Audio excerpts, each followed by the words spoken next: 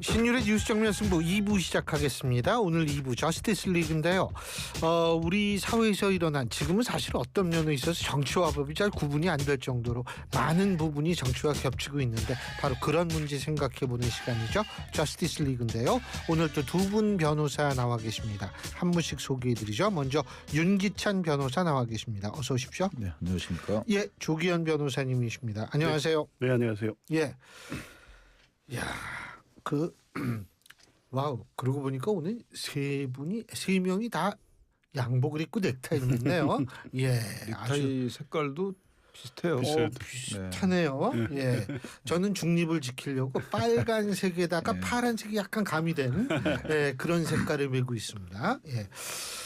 자, 오늘 제가 이거부터 좀 여쭤봐야 될 것 같은데, 첫째, 김건희 씨는 출두를 했어요. 거부권을 했든 뭐하든. 윤석열 전 대통령은 출두를 안 합니다. 둘의 행동 차이는 어디서 연유된 걸까요? 어떻게 보십니까? 윤석열 전 대통령은 가장 큰 건으로 기소가 돼 있는 상태예요. 예. 그리고 뭐 건강 이런 부분은 이제 제가 잘 모르겠어요. 예. 다 오늘 뭐 좀 아까 나왔는데 뭐 실명 예. 위기가 있다. 근데 그런 부분이 있고 또 하나는 이제 그 특검하고의 관계도 좀 있을 수 있을 것 같아요. 특검 하고의 관계, 예를 들면 조은석 특검하고의 관계 이런 부분도 있을 수 있고 마지막으로 이제 김건희 여사의 경우에는 실제 본인이 감당할 수 있는 그러니까 유죄로 인정된다 하더라도 감당할 수 있는 정도의 혐의들이거든요. 근데 윤 전 대통령은 그렇지 않기 때문에 실제 어느 분들 평가처럼 전직 대통령의 행보는 사실 정치적 메시지도 있는 거니까 이런 복합적인 이유가 있지 않을까 뭐 그렇게 생각합니다. 조 변호사님, 네, 어떻게 보세요? 저는 뭐 일종의 계산된 전략 같은 게 있는데 지금 두 분의 공통점이 있어요. 아하. 그러니까 윤석열 전 대통령은 뭐 최근 수사나 공판에서는 뭐 응하지 않고 있고 발언이 없지만 예. 헌법재판소의 그 재판 과정은 다 공개됐었잖아요. 그때 변론하는 걸 보면 평생 검사를 했음에도 불구하고 본인 확신이 너무 강해서 소명하고 이런 내용이 자신에게 하나도 유리하지 않다는 판단을 잘 못하는 것 같아요. 근데 김건희 여사도 마찬가지잖아요. 가서 진술한 내용들 보면 그건 뭐 실제 몰랐다고 볼 수 없는 특검이 적어도 이 참고인, 사건 관계인 또 그 압수수색 통해서 확보된 증거 이런 걸 통해서 본인이 얘기하려는 것보다 더 많이 알고 있을 거라는 전제를 하고 갔어야 되는데 변명하는 내용을 보면 저건 뭐 저게 실제 본인에게 유리하게 하려고 하는 진술인가 싶을 정도로 특검이 파놓은 함정에 덜컥덜컥 빠지더라고요. 그러니까 둘 다 지금 진술을 하면 할수록 불리하다. 그런데 김건희 여사는 그래도 오늘 진술 거부권을 행사했지만 지금 일부 나오는 속보 보도에 의하면 본인의 책임이 아닌 취지로 얘기를 하는 것 같아요. 그러니까 명태균 의혹 관련해서도 사실은 본인이 관여된 건 아니고 아마 이제 대통령이 통화한 내용은 있으니까 그런 식으로 해서 지금 본인이 구속영장 사유 3개. 잠깐만요. 그러니까 김건희 씨는 윤석열 전 대통령한테 이렇게 토스해준다 이 말씀이시죠? 예, 그렇죠. 근데 이제 그 전직 대통령들 재판받는 그 양상을 보면 박근혜 전 대통령도 이게 정해진 거로 이제 생각을 할 수 있어요. 이게 내가 아무리 주장을 하고 법리적 쟁점에 대해서 피력해도 이건 정해져 놓고 정해진 상태에서 그냥 단순히 형식적 절차 진행이다 이렇게 생각을 할 수 있기 때문에 윤 전 대통령도 그런 식의 생각이 있을 수 있어요. 내가 나가서 진술 거부권을 아무리 행사한들 또는 뭐 적극적으로 진술한들 결국은 정해진 목표 지점으로 다 쏠려갈 것이다라고. 왜냐하면 초창기의 재판에는 꽤 나갔거든요. 나가서 피력도 하고 했는데 본인이 생각한 그런 법리적 주장 타당성이 먹히지 않는다고 본 거죠. 그래서 자포자기다? 이게 자포자기라기보다는 아무리 어떤 옳은 주장을 해도 어떤 법리적 주장을 해도 본인이 맞다고 생각하는 이것은 먹히지 않는다. 이게 이제 그 이유를 모르겠어요. 뭐 변호사님 말씀처럼 그릇된 인식하에 할 수도 있는 거고 그래서 역대 대통령들은 이게 사실은 법률적 쟁점을 다루는 재판이지만 실제 흘러가는 것은 정치적으로 흘러갈 수밖에 없다. 대통령들의 그 재판이라는 것이. 그래서 박근혜 전 대통령도 안 나갔잖아요. 그래서 그 어느 순간에 그렇게 생각이 들었을 수도 있어요. 근데 김건희 여사의 경우에는 다르잖아요. 죄 자체도 다르고 실제 내란이라는 것은 뭐 민주당에서 얘기할 때는 진짜 국헌문란이라고 얘기하지만 또 윤석열 전 대통령 다르게 주장하고 있잖아요. 그러니까 그런 어떤 정치적 관점이 있는데 김건희 여사가 받는 혐의는 실제 다소 일반 국민들이 낯설지 않은 이런 형사적인 쟁점들이 많이 있단 말이에요. 그렇다 보니까 나가서 많이 다퉈야 되고 최소한 나가기는 해야 되죠. 안 나갈 만한 명분이 별로 없어요. 그러니까 윤 전 대통령은 이거 정치적인 뭐 탄압이다. 또 내가 어떤 주장을 하더라도 먹히지 않을 것이다. 내가 나간들 뭐하리. 이렇게 주장을 하면 정치적 주장이다라고 하겠지만 김건희 여사의 경우에는 그렇게 국민들이 볼 여지가 적거든요. 그래서 아마 그런 차이가 있지 않을까라는 생각입니다. 지금 속보 들어온 거 보니까 남부구치소로부터 김건희 씨의 출석 예정을 통보받았다. 이 얘기는 다음번에 또 불렀잖아요. 오늘 내보내고. 그죠? 그때 이제 또 나가겠다는 얘기인데 뭐 그때도 또 묵비권 행사하는 거 아니에요? 예? 근데 이게 지금 구속영장도 그렇고 제가 아까 일부에서도 그런 얘기를 했는데 온 국민이 명품에 대한 지식이 이 덕분에 굉장히 쌓이고 있습니다. 저는 진짜 상주 처음 듣는 제품들이에요. 전부. 생각도 안 나요. 지금 이름이 반모레드다. 바쉐론. 뭐 하여간 그리고 뭐 시계도 와 시계 5천만 원짜리 시계. 저희 시계 그 롤렉스가 최고인 줄 알았죠. 글쎄요. 아니 대부분 예. 다 그렇잖아요. 네. 예? 그리고 우리가 명품 그럼 샤엑스 뭐 이런 것만 생각을 하지 뭐 그런 거는 꿈도 못 꿔. 아니 들어보질 못했는데 근데 문제는 뭐냐면 여기서의 핵심은 그거를 서희건설 측에서 줬다라는 자수서가 나왔는데 문제는 모조품이 김건희 씨 오빠의 장모 집에서 나왔다는 거. 이게 제일 좀 주목할 만한 일 아닌가요? 어떻게 그렇죠. 보세요? 김건희 씨는 아마 이 진품이 나올 거라는 거를 상상도 못했을 겁니다. 그러니까 최초에 나토에서 그 목걸이 차고 나왔을 때 이제 문제가 된 게 저건 누가 봐도 명품이고 500만 원이 넘기 때문에 공직자윤리법에 따라서 이제 신고된 재산인데 신고 내역이 없다. 이렇게 비판할 그때부터 근데 그거는 과태료 대상이잖아요. 신고 잘못하면. 그렇죠. 뭐 그 정도인데 그러니까 그거를 그때부터 해서 이제 뭐 빌린 거다. 현지에서 빌렸다고 했다가 지인한테 빌렸다고 했다가 홍콩에서 샀다고 그랬다가. 최근에는 또 이 뭐 오빠 주려고 샀다고 뭐 그건 오보라고 했지만 근데 최근에 검찰 특검 진술에서는 또 모친 환갑 선물로 모조품을 산 거다. 여기 이렇게 진술 자체가 바뀌는 것도 문제지만 그렇게 하고 넘어가면 진품을 발견 못하면 사실은 이 특검 수사가 난항에 빠질 거라고 생각을 했던 거죠. 근데 서희건설이 이 진품에다가 자수서를 아주 자세하게 그게 어떤 대가와 결부돼서 전달됐는지 거기에 플러스 알파해서 귀걸이하고 발찌까지 나토 3종 세트까지 다 밝혀놓으니까 지금 상당히 당혹스럽겠죠. 근데 김건희 여사는 앞으로 이런 상황을 대비를 해야 될 겁니다. 지금까지는 보면 본인이 대략 알고 있거나 그럴듯하게 변명하면 다 통했고 그렇게 넘어갔고 검찰이 적당히 덮어주고 이렇게 지내온 거잖아요. 단적으로 지난 도이치모터스 주가 조작 사건 때도 공범들 전주 뭐 실제는 다 항소심 가서 유죄 판결 받고 했는데도 불구하고 지난 검찰에 가서 난 모른다. 맡겨놓은 거다. 주가 조작 사실은 알지도 못했다. 그대로 진술대로 인정해서 불기소. 이렇게 수사를 받아봤으니 지금 특검처럼 이미 참고인 진술이라든가 증거 확보해 놓고 일종의 이 덫에 걸리도록 질문하는 방식의 질문을 한 번도 당해본 적이 없으니까 이번에 이제 이 목걸이 문제로 증거인멸 우려를 뭐 이제 어떻게 해볼 수 없는 상황이 됐는데 앞으로 남은 사건들에서도 똑같을 겁니다. 지금 그러니까 이제 저는 지금 당장은 진술 거부권을 행사하는 게 특검이 본인이 알고 있고 준비했던 것보다 더 많은 것을 알고 있고 증거를 확보했다는 걸 이제 인지했기 때문에 지금 당장 이제 진술 거부를 하는데 아마 이후 사건이 남은 사건이 한두 개가 아니잖아요. 집사 게이트, 양평 공흥지구 특혜 의혹, 고속도로 문제 등등 수사 관련해서도 수사가 한편으로 계속 진행되고 있거든요.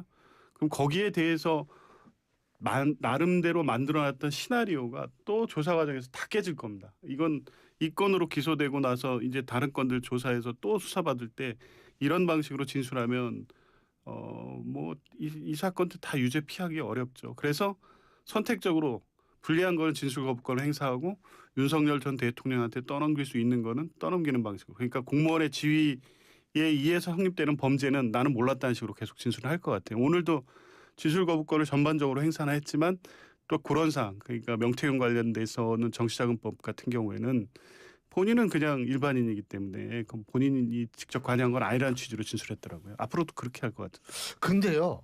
서희건설 측에서 왜 자수서를 제출했을까요? 그건 이제 뭐 플리바게닝의 일종이라고 보는데요. 제도적으로 저희가 인정되지는 있지는 않지만 뇌물공여 사범의 경우에는 뇌물 액수에 상관없이 5년 이하의 징역이거든요. 근데 그대로 만약에 없어요? 벌금도 있는데 어쨌든 벌금형은 안 나오죠. 근데 문제는 뭐냐면 5년 이하의 형량 갖고는 집행유예가 안 돼요. 그래서 통상 법률적인 감경 사유를 만드는데 그게 자수입니다. 그러니까 자수서를 내게 되면 검찰이 저희가 아마 예상컨대 특검이 나중에 서희건설 이 회장에게 집행유예를 구형할 거예요. 그러니까 2년, 그러니까 3년 이하의 형을 선고할 경우에만 집행유예 가능하기 때문에 집행유예형을 구형할 거고 구형량이 집행유예인데 법원이 실형을 하지는 않을 것 같아요. 그렇다면 서희 이 회장은 그렇게 본인이 이제 벗어나야 되고 또 사유까지 연관돼 있잖아요. 그래서 다만 자수서에 기재된 내용이 사실인지는 모르겠지만 그렇게 자세하게 기재하는 경우는 드물어요. 그러니까 본인의 생각대로 자수서에 포맷을 한 게 아니고 하여튼 조언을 받은 것 같다. 또는 요청을 받든가. 뭐 개인적으로 그렇게 생각을 하고요. 그건 뭐 본인의 자유죠. 사실 그대로 기재했으면 뭐 처벌 대상은 아닌 거니까.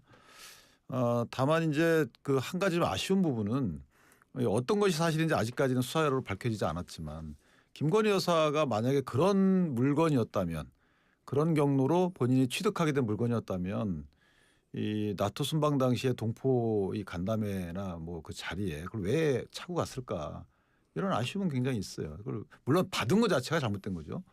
근데 도대체 이해가 좀 안 가는 부분이 있고 왜냐하면 역대 영부인 중에 명품 시계가 무죄됐던 적은 있죠. 노무현 전 대통령의 권양숙 여사가 뭐 건설 회사로부터 뭐 선물로 피아제라는 1억짜리를 받은 적은 있어요. 그런데 그것은 실물이 드러난 적이 없어요. 노출된 적도 없고 그 논란으로 수사받은 적이 있었던 적은 있는데 근데 이번과 같이 아예 실물이 그렇게 드러나게끔 그런 적은 없어서 상당히 좀 이해가 안 가는 부분이 좀 있다 개인적으로. 근데 전 이해가 안 가는 게 아니 이 뭐죠? 이 목걸이는 돌려줬대요. 네. 예? 근데 그 돌려준 시점이 뭐래더라? 왜 그 목사님 있잖아요. 최재형 목사께서 그 공개하고 공개 예. 화면 공개한 그 핸드백 주는 거 이거 공개하고 난 다음에 이걸 돌려줬다 그러는데 저 궁금한 게 아니 저 귀걸이도 받고 뭐 브로치도 받았다 그러는데 이거는 돌려주는지 모르겠어요. 이거 안 돌려줬다는 얘기가 많더라고요. 네. 브로치는 브로치는 돌려줬나요? 귀걸이는 안 돌려. 그렇게 언론에 나오는 거 보면 왜 선별적으로 그렇게 할까요? 전 그게 이해가 안 되더라고요. 그게 아직 돌려준 시점도 명확하게 특정은 안 돼 있죠. 그게 아마 이제 그 언론에 따르면 말씀하신 대로 그 목사 관련된 그 일이 터지고 그다음에 특검 관련돼서 초창기에 이제 한번 통과된 적이 있어요. 특검이. 그러니까 그것도 이상한 게 그때 돌려준 시점은 서희건설이 자수서를 제출했기 때문에 받은 자가 그 날짜를 특정하는 건 쉬운 거거든요. 근데 애매하게 나오는 걸 보면 돌려주는 과정에서도 다른 문제도 좀 있었던 것 같아요. 그 시기가 뭐 그 시점 뭐 2024년 11월 며칠 경 뭐 이 정도도 아직 특정이 안 되고 그 즈음부터 이렇게 한 두세 달 두세 달 걸려서 반환이 됐다는 것도 좀 이상하죠. 근데 어쨌든 서희건설은 지금 이 사건을 이 소위 나토 3종 세트 그것과 관련된 사위의 인사청탁까지만 수사해달라는 이 묵시적 메시지인 것 같아요. 왜냐하면 서희건설은 이 건 외에도 지금 사실은 대선 때 서희건설 안에 그 건진법사가 운영하던 비고킹 사무실 소위 네트워크 팀에 입주해 있었다 얘기가 나오고 있고 그거에 대한 별도의 비용을 받았지도 않았다는 걸 보면 단순하게 이 목걸이 거래만으로 끝났을 것이냐 다른 어떤 청탁이라든가 이 관계들이 결부돼 있을 가능성이 높은데 그게 이제 실제 어떤 대가로 주어진 정도까지는 안 나갔다고 하면 수사는 여기까지는 우리가 적극적으로 협조하고 자수도 했으니 다른 부분을 확대하지 말아달라는 일종의 뭐 메시지 같은 건데 특검이 과연 그럴까 싶습니다.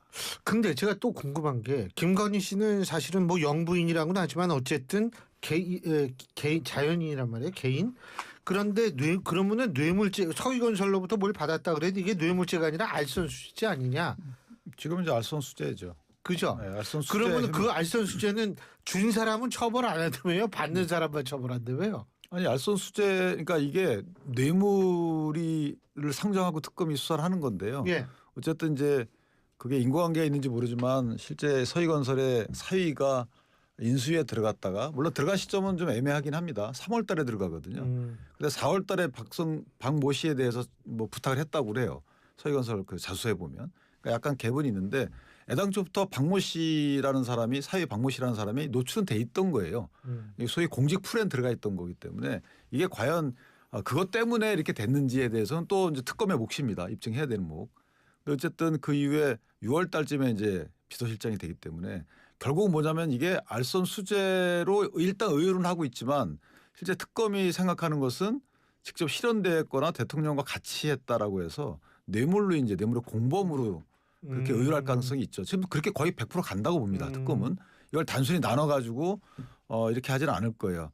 지금 왜냐하면 저희가 정치자금법 위반 명태균 씨 관련돼서도 윤 전 대통령과 김건희 여사를 공범으로 묶었거든요. 그래서 그렇게 본인의 틀을 짜놓고 맞춰가고 있다 이렇게 생각합니다. 그 뇌물죄 예. 특검이 서희건설 압수할 때 뇌물죄로 범죄 사실 아마 기재했을 겁니다. 알선수재는 지금 서희건설 측이 원하는 방향이고 원하는 방향이고 네, 특검은 뇌물죄로 갈 거고 뇌물죄로 가면 당연히 윤석열 전 대통령과 김건희 여사 간에는 공범관계죠. 그리고 그 사람 누굽니까? 이게 자꾸 김건희 씨의 집사. 이게 본인은 집사가 아니다. 난 사이가 안 좋다 이렇게 주장하고 있어요. 근데 그 김예성 씨라는 사람, 이 사람은 어떻게 될 것 같아요? 이 사람 구속영장 청구가 됐네요. 약간의 이제 그 별건 구속 비슷한 거죠. 애당초 특검이 생각하는 상정하는 그것은 이제 김건희 여사 쪽으로 뭐 도움을 받거나 아니면 금전적 이득을 주고 같이 했다 이렇게 생각을 할 텐데 아직까지 드러난 것은 김혜성 씨가 그 JMS 모빌리티인가 그 회사의 자금을 횡령했다. 약간의 별건입니다. 근데 그 횡령 금액이 적질 않아요. 뭐 지금 특정 경제범죄 가중처벌법 위반이기 때문에 상당한 금액일 거예요. 그렇다면 단순히 그냥 영장을 치기 위해서 이걸 기재했다라기보다는 왜냐하면 그 안에 있던 자금이 상당히 빠져나가거든요. 92억이 용역대금으로 빠져나가고 46억이 주식 매수대금으로 빠져나가기 때문에 실제 아마 영장 발부 가능성은 저는 굉장히 클 것 같다 이런 생각합니다. 그러니까 영장을 받아놓고 실제 수사는 그 해당 자금들의 최종 귀속지를 찾겠죠. 이게 이제 2023년 IMS 모빌리티에 효성, 카카오 등이 투자한 게 184억인데요. 투자 자체가 이례적이죠. 실제 346억 누적 적자 있는 회사에다가 꽤 명망 있는 기업들이 그 기업의 상태를 분명히 분석하고 투자를 할 텐데 이건 있을 수 없는 투자였거든요. 그럼 다른 배경이 있을 것이고 그러면 투자 자체로 끝나는 게 아니라 그렇게 들어간 돈이 다른 데로 흘러가도록 애초부터 설계가 돼 있지 않았나 이렇게 볼 수밖에 없는데 실제 투자금이 들어오자마자 이 김혜성 씨의 사실상 차명 회사인 이노베스트가 IMS 모빌리티에 갖고 있는 구주를 그 매입하는 돈으로 그게 이제 46억이죠. 근데 그 돈이 어디로 흘러갔는지 특검은 어느 정도 본 것 같아요. 그걸 김혜성 씨는 입국하기 전에 그 IMS 모빌리티 대표한테 빌려줬다 뭐 이러는데 빌려줄 거면 투자금을 IMS 모빌리티에 그냥 담궈 놓으면 되지. 그걸 왜 주식을 팔아서 판 돈을 다시 돌려주고 이게 너무 말도 안 되잖아요. 그러니까 이런 정도의 해명으로는 지금 김혜성 씨가 받고 있는 횡령 혐의를 벗어나기 힘들 거고 그래서 영장 발부 가능성은 높은데 영장 발부 단계에서 이제 이 이상한 투자 그리고 투자금이 그 흘러다니는 경위 여기에 김건희 씨하고 어떤 관련성이 있는지 그 부분은 아마 계좌 거래 내역이나 돈의 흐름을 통해서 특검이 어느 정도 관련성을 확인했을 것 같습니다. 근데 김혜성 씨가 그 IMS 모빌리티를 떠난 시점이 문제된다고 보는 것이 예. 일찍 떠났다고도 주장을 해요. 그럼 본인이 이게 내가 결정한 일이었는지 여부에 대해서도 다투지 않을까. 근데 자, 그 전한길 씨 얘기를 꼭 좀 여쭤보고 싶은데 전한길 씨 그 경고 처분 어떻게 평가하십니까? 그럼 거기에 맞게 했겠죠. 왜냐하면 그 국민의힘 윤리위는 민주당도 마찬가지겠지만 외부 인원이 더 많아요. 그러니까 당적 없이 이 국민의힘 내부뿐이 아닌 외부 인원이 과반 이상입니다.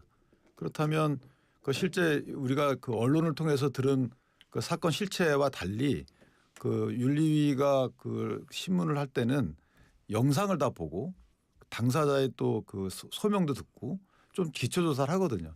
따라서 거기 기초조사로 확인된 사실관계에 부합하는 수준의 징계일 것이다. 이렇게 생각해야지 내가 기대했던 거와 달리 나왔다고 해서 그걸 또 국민의힘 내부에서 그걸 소재로 공격하거나 뭐 그것은 저는 타당치 않다고 봐요.